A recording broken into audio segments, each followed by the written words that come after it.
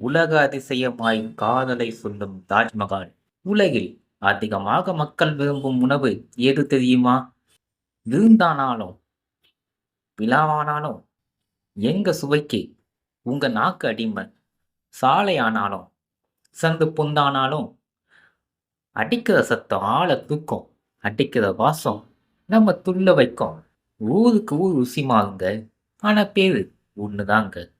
பிரியாணியை அதிகம் சாப்பிடும் நாடுகளான இந்தியா, பாகிஸ்தான் போன்ற நாடுகளில் கொரோனா தாக்கம் சற்று குறைவாகவே இருந்தது. இதற்கு காரணம் அதில் கலக்கப்படும் சத்தான மசாலாக்கள் என கூறப்பட்டது.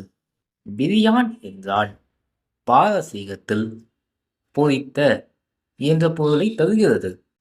என்னது?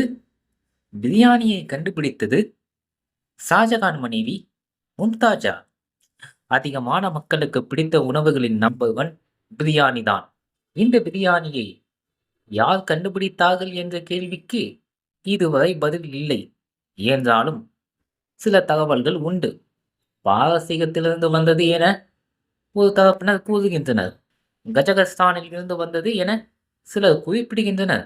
இதனை தாண்டி இன்னொரு சுவாரஸ்ய கதைகளும் உண்டு.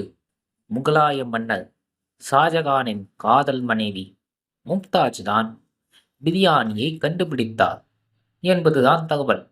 மும்தாஜ் ஒருமுறை படை வீரர்கள் தங்கியிருந்த பாசறைக்கு சென்றுள்ளார். வீரர்கள் ஊட்டச்சத்து இல்லாத உணவுகளை உட்கொண்டு வந்துள்ளனர். மேலும் பலவீனமாகவும் காட்சியளித்துள்ளனர். இதனை பார்த்த மும்தாஜ் இதற்கு ஒரு தீர்வு காண வேண்டும் என சிந்திக்க தொடங்கியுள்ளார். பின்னர் இராணுவ சமையல்காரர்களை அழைத்து அரிசி, இறைச்சி, வாசனை பொருட்களை கலந்து ஒரு உணவு தயாரிக்குமாறு கூறியுள்ளார்.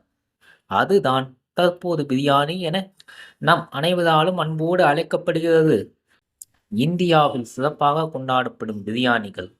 இந்திய வகை பிரியாணிகள்: முகலாய பிரியாணி, பஞ்சாப் பிரியாணி, அவத் பிரியாணி, டெல்லி பிரியாணி, வங்காள பிரியாணி, சிந்து பிரியாணி, பம்பாய் பிரியாணி, ஹைதராபாத் பிரியாணி, பட்கல் பிரியாணி, கோழிக்கோடு பிரியாணி, மலபார் பிரியாணி, தலச்சேரி பிரியாணி, ஆம்பூர் பிரியாணி, திண்டுக்கல் தலப்பாக்கட்டு பிரியாணி, சங்கரன்கோயில் பிரியாணி.